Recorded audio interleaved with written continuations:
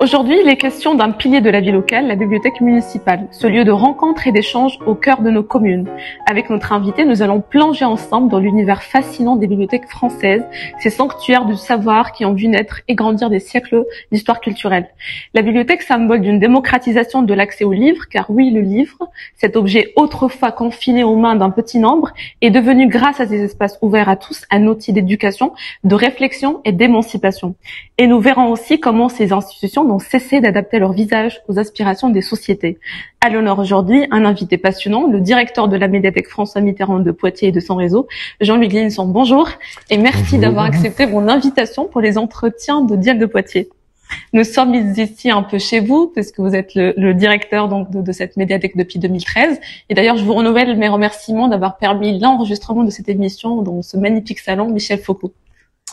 C'est avec grand plaisir. Alors, effectivement, je me trouve invité dans ma propre médiathèque, en quelque sorte. C'est un plaisir. Mais je vous remercie en tout cas d'avoir pensé à réserver un de vos entretiens à la question de la lecture et des bibliothèques, effectivement. Car c'est un sujet qui m'a occupé une grande partie de ma vie, bien entendu, et qui, vous l'avez dit, est un élément très marquant dans la vie locale, en fin de compte. Jean-Luc Glisson, avant de devenir l'actuel directeur donc de cette médiathèque pendant ces 12 dernières années, vous avez occupé plusieurs fonctions. Et je cite entre autres, vous êtes passé par donc le service des archives, vous êtes chef de service de la CCI de Paris, de la Chambre de commerce de Paris. Vous êtes passé par la Bibliothèque nationale de France, la BNF, et vous avez dirigé la bibliothèque de Périgueux, la bibliothèque municipale de Périgueux, jusqu'en 2013.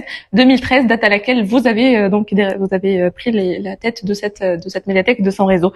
En réalité, ce qui m'a beaucoup frappé, ce qui m'a attiré mon attention en préparant cet entretien et en regardant un peu, en passant en revue vos différentes fonctions, c'est l'adaptabilité dont vous faites preuve dans chacune de vos missions avec le tropisme de lieu, en fait. Et cela ne peut venir que d'une chose, la passion. Et si on commençait par là, d'où vient votre goût pour l'imprimer, pour les livres et pour les bibliothèques? Mais en fait, paradoxalement, je ne voulais pas aller travailler en bibliothèque au tout départ. Ah, ça alors. J'ai même horreur des bibliothèques en tant que carrière pour moi. J'étais passionné par les archives. Quand je suis rentré à l'école des Chartes, d'abord, je ne savais pas très bien ce que j'allais trouver à la sortie de l'école des Chartes, mais en cours de route est née une passion pour les archives. Pour moi, les archives, c'était la vie. Et j'avais plongé dedans avec délice. Mon premier poste a été donc dans les archives. Et c'est en fait un peu les circonstances de la vie qui ont fait que j'ai été amené à m'aiguiller vers les bibliothèques par la suite. Vous rêviez pas d'être conservateur? Alors, je suis pas sûr que j'avais des rêves très précis sur tout cela, à vrai dire. Mais j'adorais plonger dans les archives, découvrir ce qu'avait été la vie des gens avant nous, comment ils avaient fonctionné, comment on était arrivé. Au fond, c'était la source de l'histoire, la source primaire de l'histoire. Et l'histoire me passionnait beaucoup aussi. Voilà pourquoi j'avais cet intérêt pour les archives. Les bibliothèques, bien sûr, j'en voyais l'intérêt et j'utilisais beaucoup de livres, évidemment, j'en lisais énormément, à des titres utilitaires pour les recherches historiques, ou bien à titre de délassement pour la lecture, mais je n'avais absolument pas envie d'y travailler, en fait, au tout départ. Effectivement, les circonstances m'ont amené un jour à changer. Mon premier poste, en fait, a été en dehors de la fonction publique, à la Chambre de commerce et d'industrie de Paris. Il y avait un enjeu qui me semblait intéressant à relever, qui était de recréer véritablement un service d'archives, une fonction archive dans cette grande entité qui était la Chambre de commerce. Il fallait s'occuper d'un monde que je ne connaissais pas trop, qui était au fond le monde de l'économie, que je ne connaissais pas bien et que j'ai découvert avec grand intérêt. J'ai là effectivement recréé un service d'archives, rassemblé des documents qui étaient perdus aux quatre coins de la chambre et de ces établissements, comme il y avait de grandes écoles comme HEC, Subdeco, etc. Toutes ces écoles dépendaient de la chambre, avaient écrit des pages d'histoire et j'en étais le rassembleur en quelque sorte. Donc j'avais trouvé ça passionnant. Et j'ai passé 8 ans, un peu plus. Et puis un jour, la conjoncture a tourné. C'est plutôt la politique globale de la Chambre de commerce qui l'a un peu détourné de cet intérêt pour sa mémoire et archivistique. Et je me suis dit qu'au fond, il était temps de changer. Parce que ce que je lui faisais ne m'intéressait plus, ne répondait plus à mes aspirations. J'ai passé des concours, j'en ai raté certains et réussi d'autres, notamment ceux des bibliothèques. Et je suis arrivé là où je ne voulais absolument pas arriver, dans les bibliothèques d'abord, à la Bibliothèque nationale ensuite.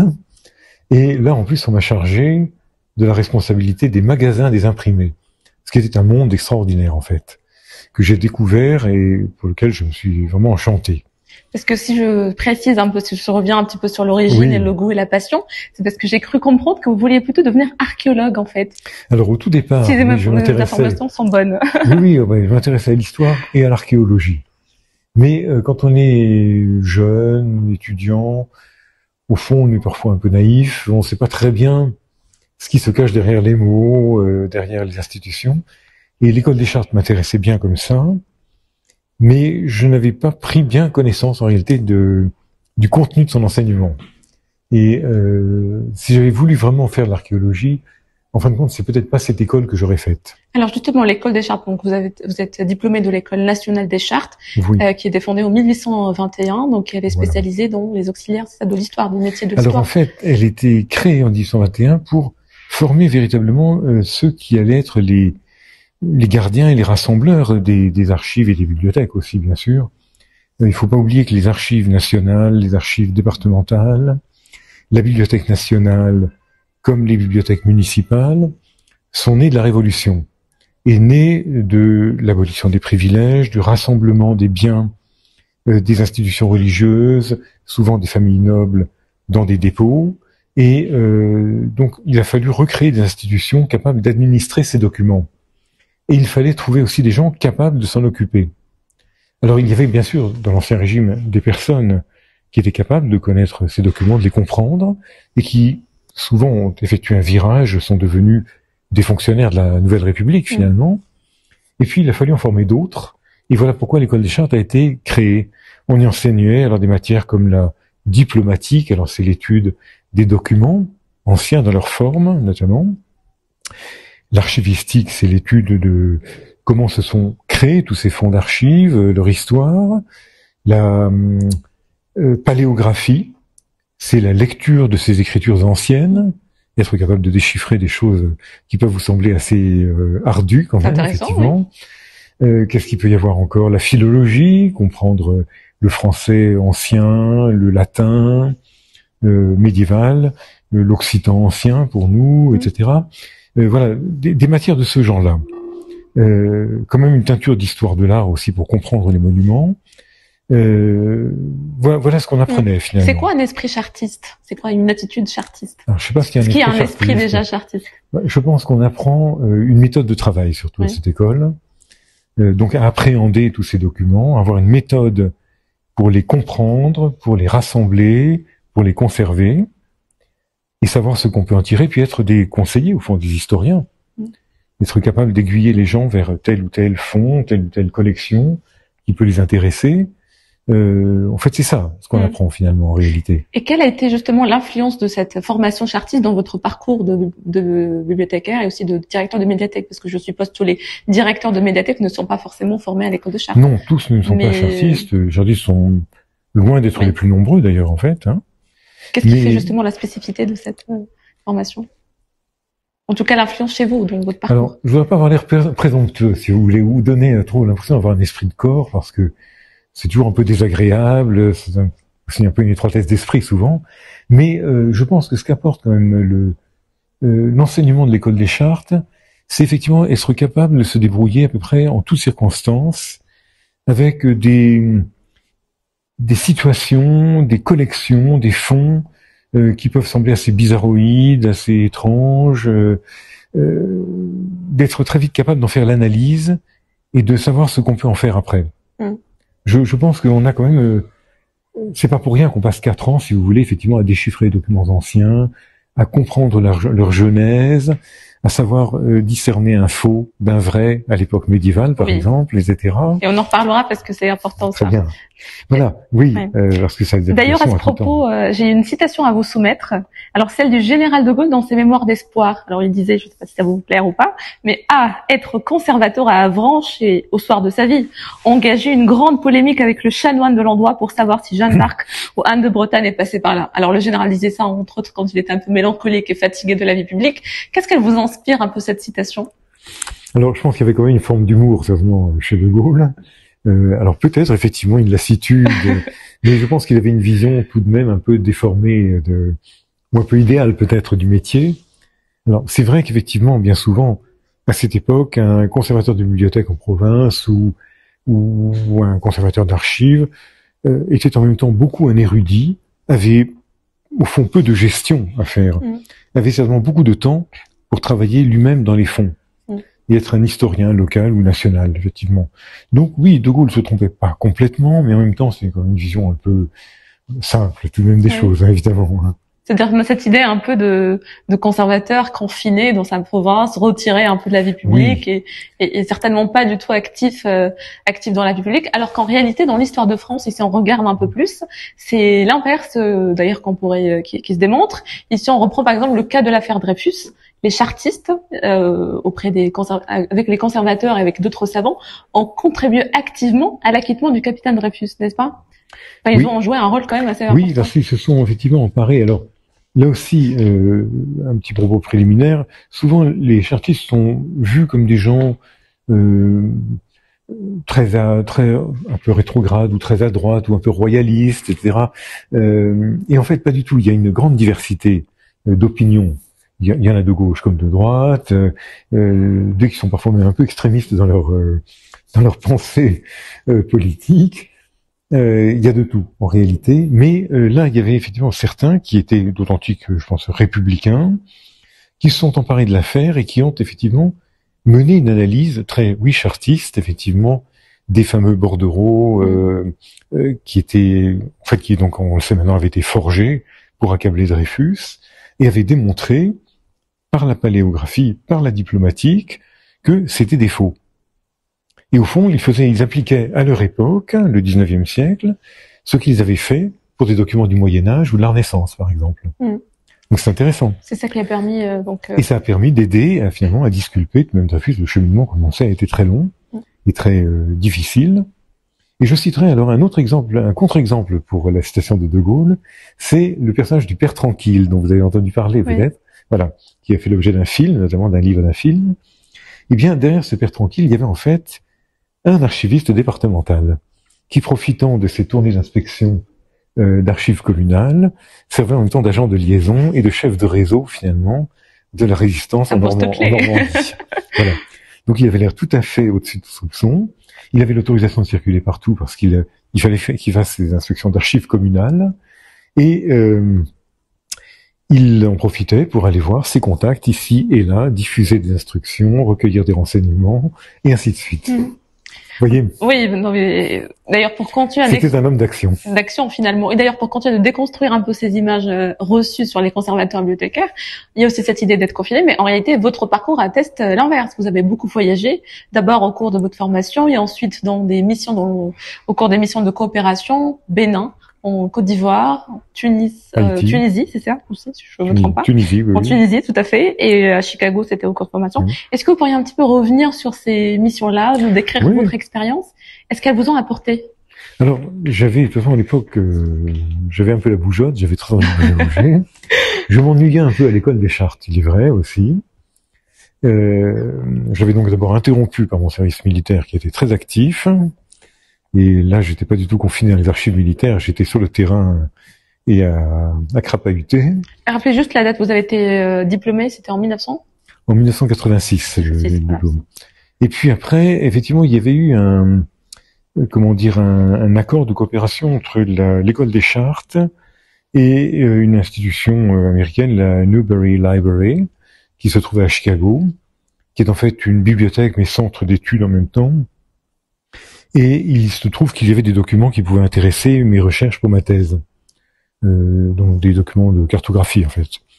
Donc j'avais bondi, candidaté et j'ai été retenu. Donc j'ai pu aller passer une période fort intéressante à Chicago, rencontrer un tas d'étudiants d'un tas d'autres pays et bien sûr travailler en même temps, évidemment, mais découvrir le monde en même temps.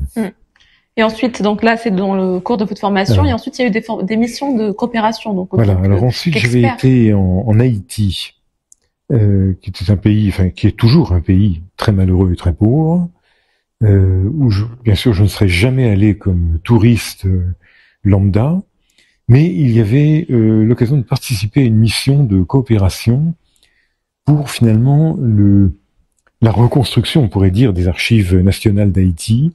Et il s'agissait surtout de, sur le terrain, aider à mettre en route le classement de ces archives et former de jeunes archivistes. Et c'était littéralement captivant. Nous travaillions dans des conditions absolument infernales. Il faisait 40 degrés sous un toit de tôle, même plus. Il faisait donc extrêmement chaud, il y avait beaucoup de poussière, de bruit, etc. Mais nous avions des jeunes archivistes extrêmement attentifs, travailleurs, qui retenaient tout ce qu'on leur enseignait. Et nous travaillions de façon très très soutenue. Ça crée des liens très forts, humains, professionnels et d'amitié. Et c'était pareil aussi en Côte d'Ivoire et au Bénin aussi? Au Bénin aussi, oui. Alors c'est des conditions un peu moins rudes dans les deux cas. Puis j'étais resté un peu moins longtemps. Mais bon, c'était des enjeux à chaque fois. Vous arrivez dans des pays tropicaux, équatoriaux. Les gens souvent n'ont pas trop de notion de ce qu'il faut faire. C'est vous qui leur apportez la méthode. Et puis il faut s'adapter aux conditions du moment. Ça apprend à relativiser énormément. Parce que dans nos pays, nous râlons tout le temps contre tout ce qui marche mal. Mais là-bas, le moindre travail, le moindre geste est souvent un problème. Une machine à écrire, à l'époque il n'y avait pas d'ordinateur, il y avait une machine à écrire, il fallait commencer par trouver le ruban de la machine à écrire, tout simplement. Hein. Il fallait ensuite trouver du papier, et puis être dans un endroit un peu commode pour travailler, etc. Et tout était comme ça. Mais les gens avaient une grande philosophie, un grand courage, je pense, et étaient capables d'entreprendre des choses suivies. Il faut le rappeler aussi, c'était la période post-coloniale, donc d'être un Français à ce moment-là dans des pays post-coloniaux. Dans quelle posture vous étiez? Parce que vous étiez à la fois dans une posture d'expert, mais aussi vous travaillez sur un matériau quand même qui touche à l'histoire, à la mémoire d'un pays. Oui. Et est-ce que vous pensez qu'aujourd'hui c'est encore possible de faire ce genre de travail, de travaux de coopération? Alors, je pense que c'est toujours possible. Bon, là, c'était effectivement de la coopération, c'est-à-dire on n'arrivait pas comme le blanc qui sait tout, qui va mener tout le monde à la baguette. Il fallait, je crois, un peu de modestie, savoir s'adapter justement aux conditions de l'endroit, à la mentalité, parce que on raisonne pas exactement de la même façon d'un pays à l'autre, et on ne s'y prend pas de la même façon toujours, même si on a exactement le même but et même si on arrive au même résultat. Donc il faut aussi comprendre ça. Le temps est un peu élastique, c'est pas la même chose exactement. Nous sommes toujours l'œil sur la montre. Là-bas, le temps est beaucoup plus relatif, mais néanmoins, on arrive à boucler les choses dans un délai. Mais on s'y prend pas de la même façon. Et il faut faire confiance dans ces cas-là, je crois. C'est le point important. Il faut se laisser un peu porter, il faut faire confiance, et on finit par y arriver tout de même. Et effectivement, ce qu'on découvrait, c'était que à travers les archives finalement de la puissance coloniale, c'était bien quand même l'histoire locale qu'on découvrait en même temps. Donc c'est ça qui était intéressant à faire passer comme message, c'est qu'il fallait surtout pas sabrer ces trucs-là ou s'en désintéresser.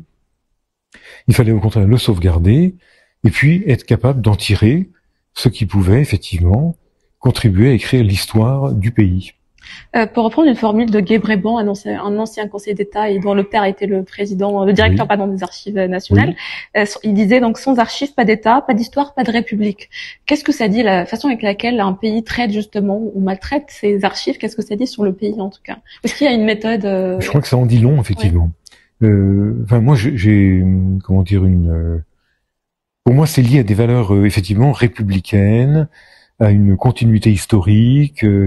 À une honnêteté intellectuelle aussi simplement, c'est que les archives, et c'est ça qui est passionnant dans les archives, c'est qu'elles vous disent ce qui s'est passé.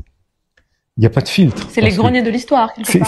Ce sont les décisions qui ont été prises à un moment donné, dans un bon sens ou dans un mauvais sens, comme on veut. Mais c'est ce qui s'est passé, et quand vous êtes dans l'action, dans votre époque, vous croyez parfois prendre la bonne décision, ou bien si vous êtes intigé par une obsession et vous voulez absolument aller dans tel sens, il en reste toujours une trace dans les archives, finalement. Et c'est ça qu'il faut sauver pour comprendre les époques passées. Et effectivement, Brébant avait tout à fait raison. C'est bien l'histoire d'un pays, c'est bien l'âme d'un peuple et d'une république, pour nous, qui se transporte avec les archives. Alors, après toutes ces pérégrinations, vous êtes rentré en France, finalement. Ah, quand même, oui. Quand même. Donc là, vous avez pris un peu un poste à la BNF, comme on disait. Donc là, c'était sur le nouveau site, vous étiez dans le nouveau Paris, finalement, le Paris du nouveau site de la bibliothèque, de site François Mitterrand. Et il y avait presque un petit clin d'œil du destin, là. Alors oui, en réalité, j'avais un pied dans l'ancienne BN, oui. Rue Richelieu. Voilà, c'est ça. Donc là, j'étais vraiment dans le sein des saints, au cœur du dispositif, etc. Et un autre pied, oui, projeté dans le nouveau site François Mitterrand, donc à Bercy, enfin pas à Bercy, sur le bord de la Seine. Au bord de la Seine, mais près d'Ivry. Donc avec, ce qui était très intéressant aussi, c'est qu'on avait le sentiment de tourner une page d'histoire peu à peu et de créer les conditions selon lesquelles on transposait une organisation multiséculaire qui était la vieille BN dans une toute nouvelle organisation où il fallait forcément changer un tas de choses. On ne pouvait pas transposer telle quelle cette ancienne bibliothèque. Il fallait forcément, quoi qu'on veuille, quoi qu'on dise, que cette organisation se transforme, s'adapte à de nouvelles demandes, à un nouveau cadre, à de nouveaux enjeux. Et alors, il y avait un travail très complexe qui était mené, dont je n'étais qu'un des tout petits rouages, mais au plus près des collections, ce qui était intéressant tout de même. Parce qu'il fallait quand même garder cette organisation des collections, mais les réinstaller et les remettre en valeur finalement dans le nouveau site. Et puis il y avait la formation des agents aussi, qu'il fallait accompagner, etc. Enfin, voilà, autant de choses très intéressantes. Donc là, en fait, je sais pas si je l'ai dit en introduction, mais je le redis, vous êtes né à Paris, vous avez travaillé à Paris, mais vous êtes originaire aussi de la Dordogne. Enfin, vous avez des attaches familiales en Dordogne. Oui. Et d'ailleurs, à ce moment-là, il y a un poste qui se libère à Périgueux pour diriger la bibliothèque municipale de Périgueux. Est-ce que c'était un choix ou c'était vraiment un peu par hasard? Parce qu'après votre poste à la BNF, vous revenez un peu en province, comme on dit. Alors, la BNF est une espèce d'énorme laboratoire où on apprend des choses formidables. Et c'était très très intéressant. Et quand je vous disais que je ne voulais pas rentrer dans la bibliothèque, au fond, mon passage à la BNF m'a aidé. C'est formateur. J'ai appris des choses passionnantes, j'ai rencontré des collègues passionnants aussi, et j'ai fait des choses extrêmement intéressantes que je ne voulais pas faire au début, qui vraiment me répugnaient, m'intéressaient pas. Et puis en fait, je me suis dit, mais oui, mais en fait, c'est très intéressant. Et je transposais un peu, je comparais avec ce que j'avais fait dans les archives aussi. Mais c'est un énorme laboratoire, puis j'avais beaucoup de moyens à l'époque pour créer ce grand projet. Donc c'était un moment très intéressant pour y être en fait. Mais à cette époque, mon épouse et moi-même souhaitions l'un et l'autre changer de préoccupation professionnelle et prendre des postes qui nous semblaient à échelle peut-être plus humaine. Et il fallait chercher en province, comme on dit, dans les départements, des postes de direction, moi d'une bibliothèque, elle d'un service d'archives. Et voilà pourquoi nous avons cherché à partir en province. Et le hasard a fait que c'est tombé effectivement à Périgueux, dans le berceau familial en quelque sorte, mais c'était pas du tout de propos délibéré. Ça. Mais en tout cas, vous êtes arrivé à Périgueux et vous avez dirigé cette bibliothèque. Qu'est-ce que vous avez pu apporter, changer? Vous avez aussi créé beaucoup de manifestations. On n'aura pas le temps de revenir sur tout ce que vous avez créé, impulsé. Vous avez quand même un rendez-vous de lecture qui est très important. Est-ce que vous pourriez revenir un peu sur alors c'était une bibliothèque de toute façon qui avait eu des problèmes. Quand je suis arrivé, c'était une situation conflictuelle. Bon, je m'étais renseigné, je savais à quoi je devais m'attendre. Bon, mais j'avais un peu des idées de comment je pourrais m'y prendre. Bon, et ça a été quand même un peu difficile, mais bon, peu à peu, les choses se sont apaisées, ça allait mieux. Et il fallait se lancer aussi sur de nouveaux projets, parce que on peut ramener la paix, mais il faut aussi emmener tout le monde en avant. Marquer un peu tout le monde. Voilà, il faut avoir un peu des projets. Des projets, il y en a eu comme la réinformatisation. Alors ça, c'est un point important dans les bibliothèques comme dans les archives, c'est que les outils évoluent et permettent de mieux adapter la bibliothèque aux attentes du public, d'offrir un meilleur service finalement. Donc c'était un gros enjeu parce que quand vous réinformatisez, vous bouleversez un peu toutes les habitudes de travail. Donc on était resté sur un modèle un peu antique, assez dépassé depuis longtemps, qui ne pouvait pas communiquer avec d'autres systèmes. Enfin, donc il fallait changer de toute façon. Mais il y a un peu un côté accouchement dans la douleur par moment. Bon, mais ça c'est fait et ça permet de mobiliser comme une équipe. Et puis il y a l'action culturelle qui est intéressante en bibliothèque. Quand j'avais commencé à travailler à Périgueux, c'était encore regardé un peu, c'était en 97, beaucoup de gens dans la profession regardaient ça un peu comme presque la danseuse du directeur, quoi, un truc un peu superflu, qu'on rajoute quand on a fait ce qui est vraiment important. Et aujourd'hui, on ne voit plus du tout de la même façon. Aujourd'hui, c'est au fond l'un des services, l'un des produits qu'apporte une bibliothèque publique. Et presque indissociable de son offre documentaire, finalement. Même une illustration de cette offre documentaire. Et voilà, donc j'avais à l'époque compris ça, j'avais dit, bon, il faut qu'on se lance. Donc il fallait vaincre les réticences d'une bonne partie de l'équipe. Et puis trouver, comme nous étions un peu pauvres comme job, il fallait trouver des partenaires pour nous faire aider. Et j'en ai trouvé. Et on a donc travaillé de façon très transversale avec plusieurs partenaires du département, des partenaires associatifs, des partenaires institutionnels. Et on avait un peu une grande action phare que nous avions lancée, qui s'appelle toujours, ça existe toujours, ça fonctionne très bien, Étrange lecture. C'est un jeu de mots sur le terme d'étrange au XVIIe siècle, qui voulait dire étranger et étrange, effectivement. Et c'était une manifestation qui visait à se centrer sur la littérature étrangère et la faire connaître au public. Donc c'était des séances en fait de lecture à voix haute, en travaillant avec des acteurs professionnels, des gens de théâtre en fait, et on faisait aussi entendre le son de la langue d'origine aussi, en même temps, ce qui est toujours très intéressant. Tout le monde n'a pas entendu de l'arabe littéraire, tout le monde n'a pas entendu du lituanien, du chinois, du néerlandais, etc. Donc l'idée c'était ça, et puis de dire, voilà, vous allez écouter maintenant quelques pages lues par un acteur professionnel qui saura vous restituer ce livre finalement. Voilà, ça marchait très bien. En tout cas, Périgueux, c'est pas le seul endroit où vous arrivez, où alors il y a des difficultés, il y a des conditions un peu délicates. Votre arrivée justement à la médiathèque de François Mitterrand, c'est effectué aussi dans un contexte un peu délicat. C'est un peu compliqué aussi parce que vous avez relevé le défi parce que ça fait 2 ans que vous êtes à la tête de cette médiathèque et de son réseau, qui est une longévité, il faut le dire, incroyable. Oui, ben il y avait en fait eu des discontinuités de la direction, si vous voulez.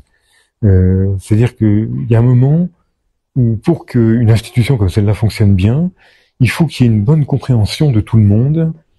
Mais le problème était à Périgueux le même, en fait. Il faut que les élus, l'administration de la collectivité, l'équipe de la médiathèque se connaissent et se comprennent et se parlent. Et il y a un moment où ce dialogue à plusieurs personnes est rompu, marche pas bien en tout cas. Et alors il se passe que l'équipe a du vague à l'âme, le directeur ou la directrice ne reste pas. Donc, ça entraîne des discontinuités, des longues périodes d'interlude où il se passe plus ou moins quelque chose, du découragement, surtout. Et il faut essayer de réinspirer confiance, rassembler tout le monde, repartir de l'avant. Et ça ne se fait pas, bien sûr, très simplement. On peut dire il faut prendre du temps. On peut dire que vous avez pu relever le défi quand même pendant ces dernières années. Je pense que là, ça va pas trop mal. Oui. Normalement. Alors, en tout cas, je ne me sens pas malheureux à Poitiers, loin de là. Oui, et en plus, donc là, je vais pas m'avancer, mais voilà, vous êtes un peu, c'est les derniers mois en tout cas de votre mandat. Je sais pas si on peut dire mandat. Mon temps, en tout cas. De votre mission, peut-être c'est mieux, c'est plus noble. Mon service. Votre service de votre mission. Mais déjà, est-ce qu'on peut revenir un peu sur l'histoire de ce lieu, qui est quand même un lieu qui est au cœur de la ville de Poitiers, donc après de Notre-Dame. Alors, la médiathèque a été inaugurée en 1996, en la présence de René Monory, de Jean-Pierre Raffarin et de Daniel Mitterrand aussi, qui était là donc, en hommage à Saint-Marie. Est-ce qu'on peut revenir un petit peu sur l'histoire de ce lieu, tout simplement? Eh ben, alors, on le disait tout à l'heure, c'est une institution qui remonte à la Révolution. Officiellement, sa date de création, c'est 1803, sous le consulat. Mais les collections sont bien celles qui ont été saisies à la Révolution, puis rassemblées. Et La bibliothèque, à l'époque, municipale, a changé plusieurs fois d'emplacement, a été d'abord, de façon assez logique, on pourrait dire, logée dans l'ancien collège des Jésuites, l'actuel collège Henri IV, qui vient d'être lui-même relooké, reconstruit presque, enfin réaménagé. Pourquoi? Parce que c'était un lieu où il y avait eu une bibliothèque, c'était un lieu d'enseignement, ça semblait assez commode, puis on savait pas trop quoi en faire, donc voilà.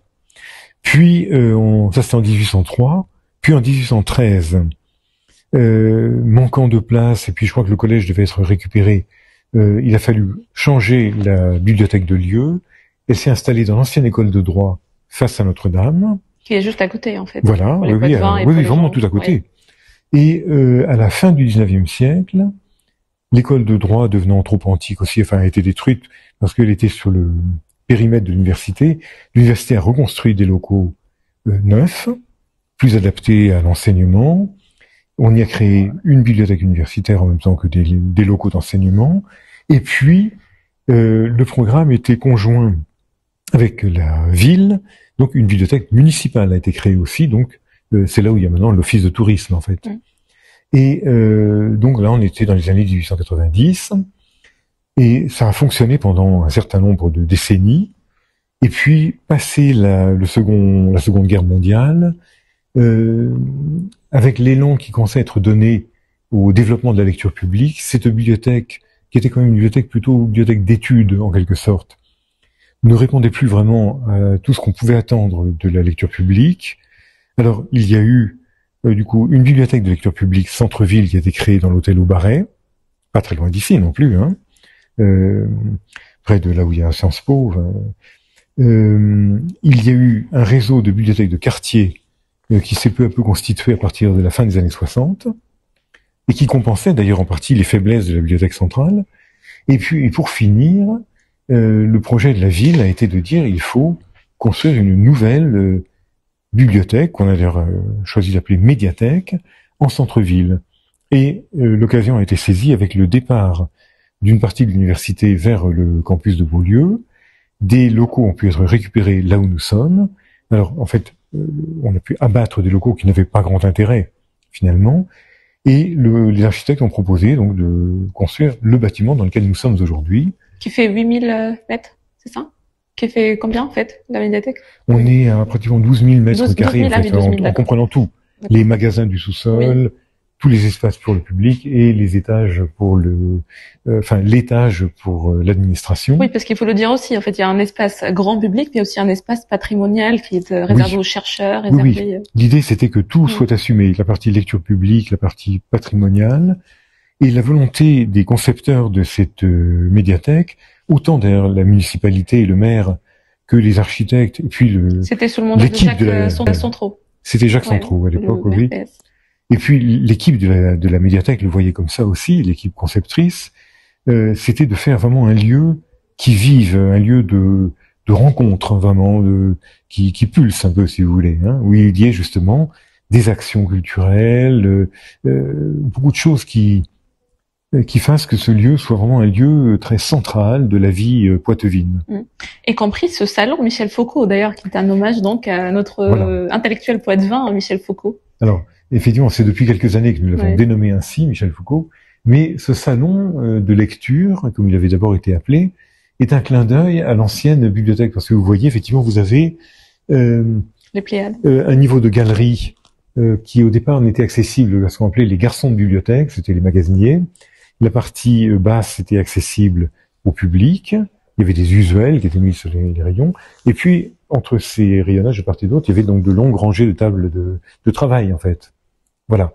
Donc là, le choix a été fait de découper un petit morceau de cette ancienne bibliothèque et de faire un clin d'œil entre le passé et le présent. Bon, en tout cas, c'est très réussi. Et c'est très réussi. Et ce qu'on voit au mur, c'est l'œuvre de Richard Texier? Alors, oui, il y a eu, dans la décoration, c'est au titre du 1% culturel. Il a été fait appel à l'artiste qui est niortais d'origine, Richard Texier, qui a été chargé de développer une œuvre sur les murs de la médiathèque. Alors il est parti un peu de l'idée que la médiathèque est un lieu où l'on s'oriente, où l'on trouve une direction. Il était lui-même passionné par les thématiques de la mesure du temps, de la recherche de la direction, les aspects un peu astronomiques et géographiques. Et il s'est inspiré de deux ouvrages en fait du fond ancien.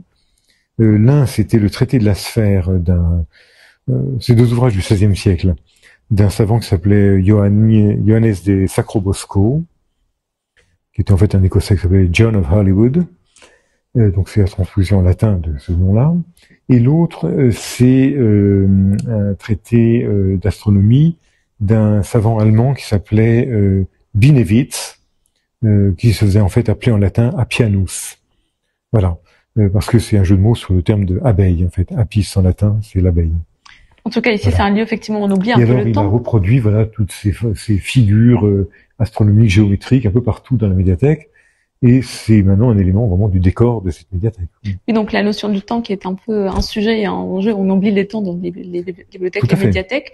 Et d'ailleurs, il y a aussi un autre aspect, parce qu'ici on peut à la fois donc lire, prêter, donc louer des livres, louer aussi des CD, et aussi y compris des tableaux. Alors je sais pas si les gens Oui. le savent, mais on peut presque redécorer sa maison une fois par mois. C'est ça, on a le droit à 2 tableaux par mois. En fait, c'est une particularité de la médiathèque de Poitiers, c'est qu'elle comporte une artothèque. Alors, ça n'est pas courant. Il y a quelques autres bibliothèques qui comportent des artothèques, mais peu en France. Et celle-ci, en tout cas, en est un bon exemple. L'artothèque était au départ, dans les années 80, en 85, une association. Et qui n'a pas duré longtemps en tant qu'association. Ses finances étaient fragiles. Elle a souhaité s'en remettre à la puissance publique. La ville, à l'époque, a accepté de reprendre l'artothèque et a décidé qu'elle intégrerait la nouvelle médiathèque. Et alors depuis, c'est donc une sorte de département de la médiathèque à part entière. Ce que nous avons fait simplement depuis maintenant, c'est plus de 10 ans, oui, presque 20 ans maintenant, l'abonnement est unique, c'est-à-dire vous vous inscrivez à la médiathèque et vous empruntez tout ce que vous voulez, y compris des œuvres d'artothèque. Vous pouvez en prendre 2 pour 2 mois. Ben, c'est pas mal. Et c'est très bien. Et ça vient, et nous avons maintenant plus de 2500 œuvres dans cette artothèque, oui. Donc ça offre du choix. Oui, donc je précise aussi, vous êtes donc à la tête donc la médiathèque et de 100 réseaux, parce qu'il n'y a pas que la médiathèque François Mitterrand de Poitiers, il y a aussi tout le réseau des quartiers. Pour citer donc c'est Saint-Éloi, les Coronneries, la Blaiserie, les Trois-Cités, et puis Bellejoine, enfin elle s'appelle Média Sud, Bellejoine. D'accord. Voilà. Donc c'est un réseau de quartiers qui est aussi très important et qui permet justement, qui est dans cette promesse de la démocratisation de l'accès à la culture et qui marche très bien.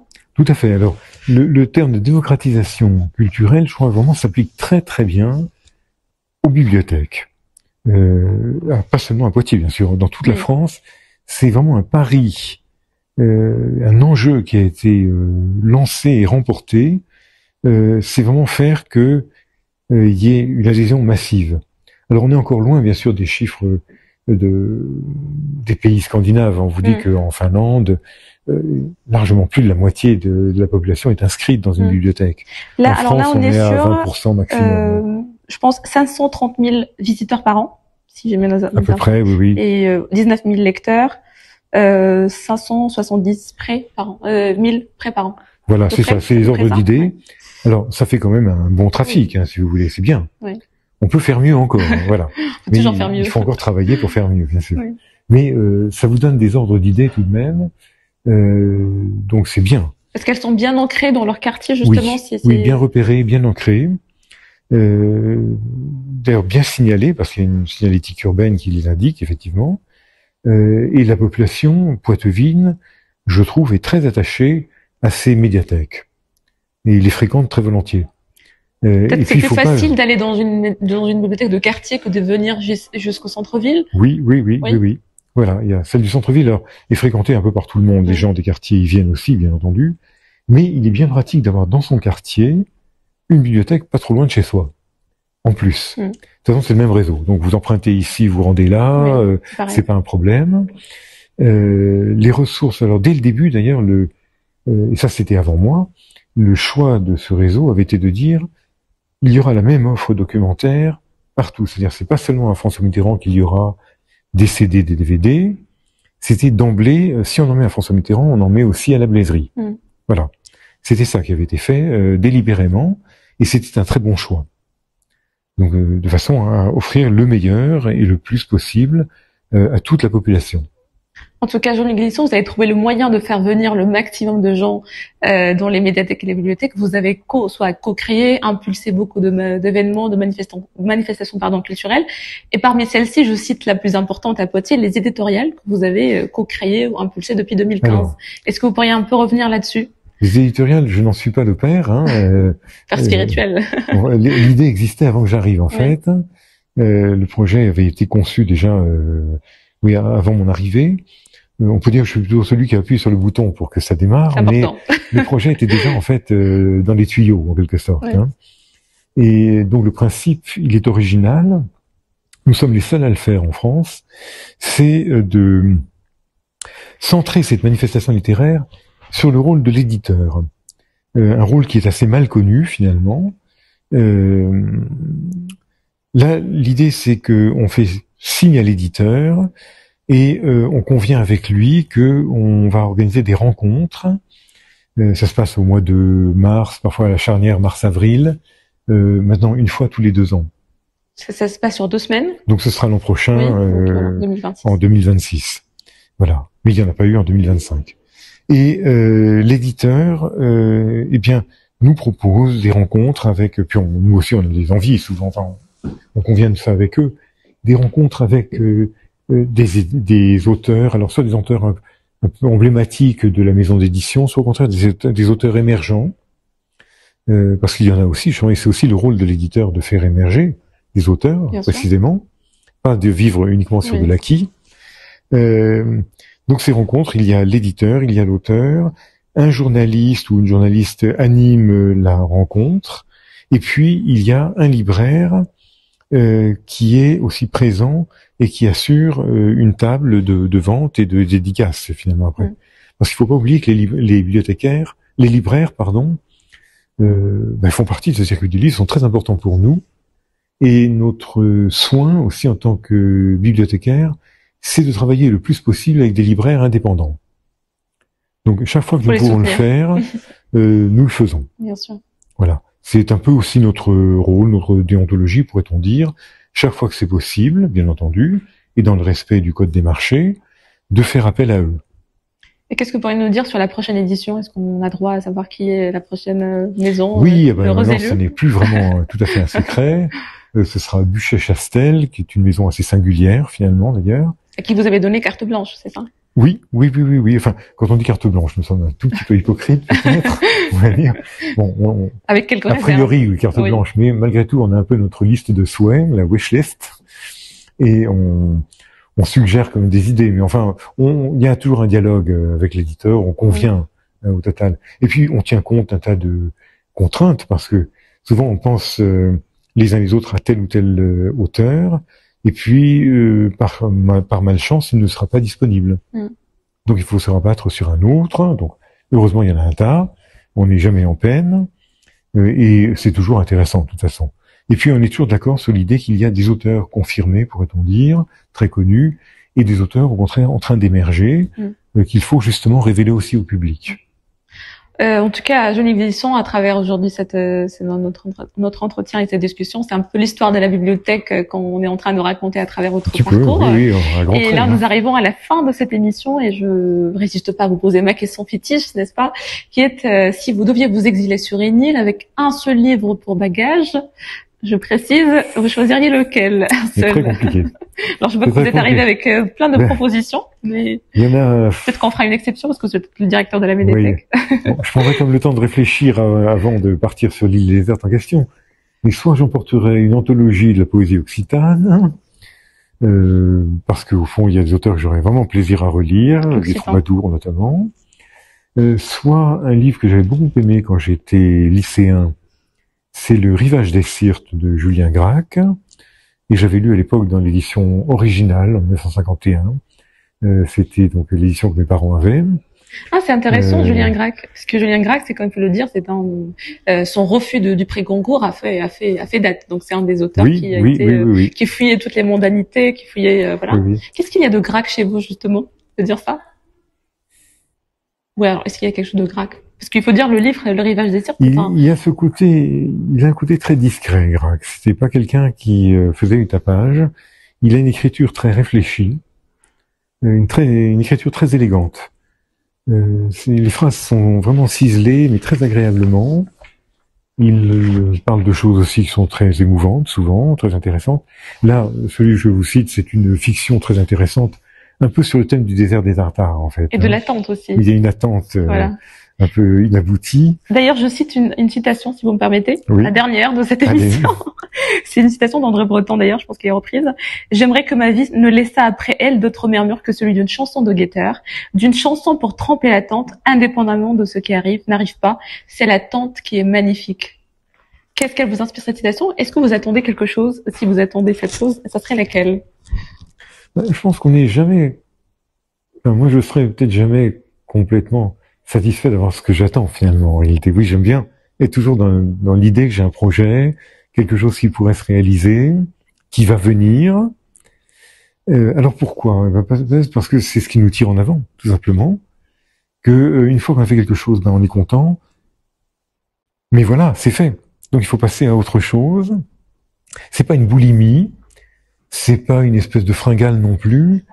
C'est plutôt que c'est peut-être l'occasion de se lancer dans un nouveau centre d'intérêt, un nouvel enjeu, en fin de compte. Sans doute ça. Donc, Le Rivage des Sirtes, un très beau ouvrage sur une ode à l'attente. Ah oui, et puis alors à la confrontation de l'humain avec la nature. Il y a un rythme qui est très calme, oui. Presque ennuyeux par moments d'ailleurs, en fait. Mais il faut aussi savoir apprécier ça. Parce que justement, c'est un peu les derniers lieux de résistance au temps qui passe vite, à la vitesse. Mais je pense que nous vivons aujourd'hui une époque qui a des côtés extrêmement désagréables, où on est toujours à courir, on est toujours environné à un tas de machins électroniques obsédants, finalement, des téléphones portables, un tas de bidules qui se rappellent à vous tout le temps. Et c'est en fait odieux. Il faut avoir le temps de se poser et d'être soi-même, finalement, face au monde qui nous entoure. Une chose que j'aime beaucoup, par exemple, c'est la course à pied. Mais j'ai une pratique très personnelle, la course à pied. Je cours dans la nature. Souvent, je m'affranchis même des chemins, je cours à travers tout. Mais je pars sans montre, sans téléphone, sans rien. Et c'est ça qui est agréable. On est dans l'instant présent. Les pensées peuvent vagabonder en même temps qu'on court, d'ailleurs. Et on apprécie beaucoup ce qu'on voit autour de nous. J'adore courir dans la nature. Je ne cours jamais en ville. Je cours toujours immergé dans la nature. Mais pour moi, c'est ça qui est très précieux et que je ne souhaiterais pas perdre. Je vois que vous êtes arrivé avec d'autres livres, mais vous avez encore le droit de citer je vais vous en citer, parce que au cas où j'abandonnerais Le Rivage des Sirtes, je vous ai parlé de la poésie occitane. Effectivement, il y a dedans un auteur que j'aime beaucoup, c'est Arnaud Daniel. Alors je suis un peu chauvin. Pourquoi? Parce qu'il était de mon pays, en Périgord, et en même temps, surtout, c'était l'un des troubadours les plus expérimentés, les plus pointus, je dirais. Il avait inventé la forme de la sextine, qui était une forme très très compliquée de versification. Et je vais aussi lire une petite citation que j'aime beaucoup, sûr, je vous en prie. Qui termine justement l'un de ses poèmes, qui est une chanson. Il termine en disant: "Je soy Arnaud, camas laura, et chasse la lebre à Blubau, et nadi contre Suberno." Et cela veut dire: je suis Arnaud, qui ramasse le vent, l'aura, la brise. Je chasse le lièvre en me servant du bœuf, et je nage contre la marée. Alors, c'est des propos très paradoxaux, hein, mais il était comme ça tout le temps, finalement. Eh ben, écoutez, je vous remercie. Il avait un style formidable. Très bien, merci beaucoup pour cette citation. Merci Jean-Luc Villisson pour cet entretien. Et je vous remercie de nous permettre de venir dans ce lieu magnifique qui est le Salon Michel Foucault, d'enregistrer des émissions et de faire de ce lieu un lieu ouvert pour les poètes-vins, les non-poètes-vins, et un lieu de résistance, si on peut dire, pour les amoureux des livres. En tout cas, c'est un lieu ouvert. Alors, ce n'est pas moi qui l'ai créé, ce n'est pas moi qui l'ai fait comme tel, mais j'ai, je crois, contribué à le maintenir comme tel, certainement. Voilà. Pourvu que ça dure. Je vous remercie. Et je le souhaite. Merci beaucoup. Voilà, c'est moi qui vous remercie.